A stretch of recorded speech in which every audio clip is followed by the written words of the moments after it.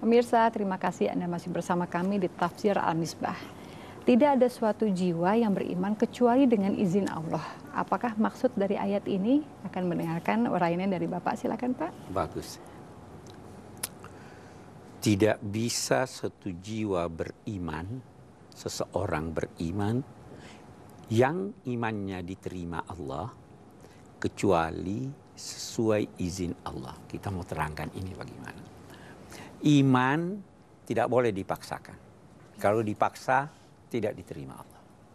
Kalau begitu, tidak ada iman yang diterima Allah dari seseorang, kecuali sesuai dengan sistem yang ditetapkan Allah.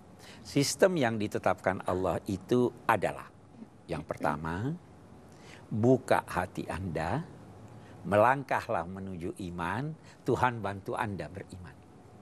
Kalau tidak mau buka hati, tidak mau beriman, Tuhan tidak kasih ini.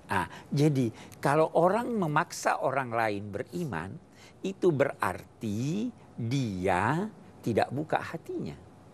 Itu berarti dia tidak beriman secara tulus dan tidak beriman secara sukarela.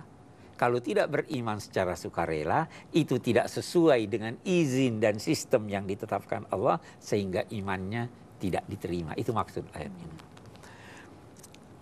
Wa yaj'alur rizqa 'alal ladzina la ya'qilun. Orang-orang yang lepas kendali dalam kehidupan dunia ini, memperturutkan nafsunya, itu Allah akan meletakkan, akan menaruh di hati mereka kekejian, kekeruhan, kekotoran, sehingga semakin kotor hatinya dari saat ke saat. Nah, bagaimana caranya saya bisa beriman? Seakan-akan ada yang bertanya begitu. Bagaimana caranya saya bisa buka hati saya supaya beriman? Dijawab, qul unzuru madza fis samawati wal ardh.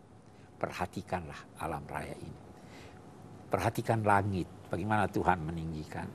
Perhatikan fenomena alam, perhatikan air. Anda akan sampai pada kesimpulan bahwa pasti ada yang mengaturnya. Pasti pengaturnya Maha Esa. Karena kalau dua Tuhan, tabrakan dunia ini. Siapa yang menjamin saya kalau saya lempar air ke sana tidak kena saya? Yang menjamin saya itu bahwa yang berkuasa cuma satu. Jangan sampai Tuhan A, kalau Anda naik dia mau. Kalau kita melangkah ke atas, Tuhan A berkata kamu turun. Tuhan B berkata kamu naik, bingung. Jadi perhatikan alam raya, fenomena alam ini pasti sampai kepada suatu kesimpulan bahwa ada Tuhan yang Maha Esa.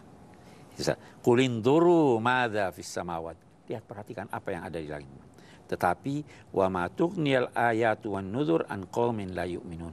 Tapi tidak berguna tanda-tanda yang dipaparkan Allah ini, tidak berguna peringatan-peringatan yang disampaikan itu terhadap orang-orang yang tidak mau beriman. Fahal yantaziruna illa misla ayyamil ladzina khalau min qablihim. Tidak mau beriman. Kenapa? Apakah mereka tidak menunggu kecuali hari-hari seperti yang pernah dialami oleh umat-umat yang lalu. Umat-umat yang lalu yang tidak beriman itu ada yang kena gempa, ada yang tenggelam, ada yang terbakar, ada yang dijungkir balikan ininya. Apa itu yang mereka tunggu? Allah berfirman kepada nabinya, sampaikanlah kepada mereka, wahai Nabi Muhammad, silahkan tunggu, saya juga akan ikut menunggu. Silahkan tunggu sehingga jatuh siksa Allah itu kepadamu, saya juga akan menunggu untuk melihat siksa Allah itu menimpa kamu. Ya kan? Oke. Summa nunajji rusulana walladzina amanu wa kadzalika haqqan 'alaiha nunjil mu'minin. Kalau siksa itu sudah jatuh, kami akan menyelamatkan rasul-rasul kami dan orang-orang yang beriman. Begitulah karena memang telah menjadi kepastian dan kewajiban yang kami tetapkan atas diri kami, yaitu kami pasti menyelamatkan orang-orang yang beriman. Nah, baru ini seakan-akan dialog. Ini orang-orang musyrik dulu mengharap mungkin Nabi Muhammad ini berubah sikap. Mungkin dia tidak jadilah dia ini. Ayat ini lantas berkata begini. Sampaikanlah. Ya ayuhan nas in kuntum fi syakkin min dini fala a'budu alladziina ta'buduna min dunillah. Wahai seluruh manusia, kalau kalian meragukan sehingga menduga saya akan menyembah Tuhan-Tuhan kalian. Kalau kalian meragukan sehingga menduga bahwa saya akan mengubah sikap saya sekarang ini, ketahuilah bahwa itu tidak akan terjadi karena saya sejak sekarang sampai akan datang tidak akan menyembah Tuhan-Tuhan selain Allah. Tapi dia tegaskan sekali lagi, saya akan menyembah Allah yang mewafatkan kamu. Nah ini menarik nih. Wafat. Wafat itu mati. Wafat itu artinya sempurna. Orang yang mati itu sudah sempurna keberadaannya di dunia ini. Kalau sudah sempurna tidak bisa ditambah. Allah di sini mengingatkan mereka bahwa katakanlah bahwa saya akan menyembah Allah yang mematikan kamu. Satu-satunya hal yang disepakati oleh semua orang bahwa itu pasti terjadi adalah kematian. Kalau kita tanya, Tuhan ada atau tidak? Ada yang jawab ada yang jawab tidak ada. Kalau ditanya, kita ditanya, besok matahari masih terbit atau tidak? Tidak pasti. Tapi kalau ditanya, mati itu pasti atau tidak? Semua akan jawab, pasti. Percaya pada Tuhan atau tidak percaya pada Tuhan. Nah, ini diingatkan kepada mereka bahwa ada kepastian.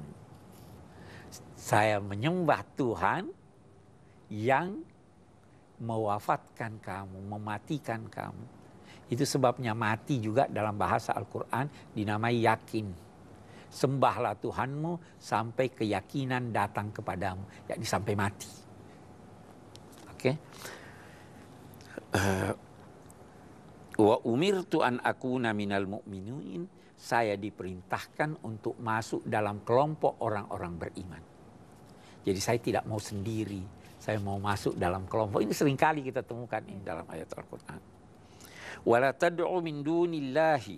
Jangan sekali-kali saya dipesan oleh Allah. Wa an aqimit wajhaka lid-dini hanifa. Saya kira kita lanjutkan nanti. Baiklah. Okay. Jika Allah mau, bisa saja Allah mengganti umat-umat yang berdosa itu menjadi beriman semua. Namun Allah tidak mau memaksakan kehendaknya. Allah memberikan pilihan kepada manusia, ingin beriman silakan, ingin tidak beriman pun silakan. Karena hidup ini adalah pilihan kita sendiri yang menentukan. Pemirsa, kami akan kembali lagi setelah yang satu ini, tetaplah di Tafsir Al-Misbah.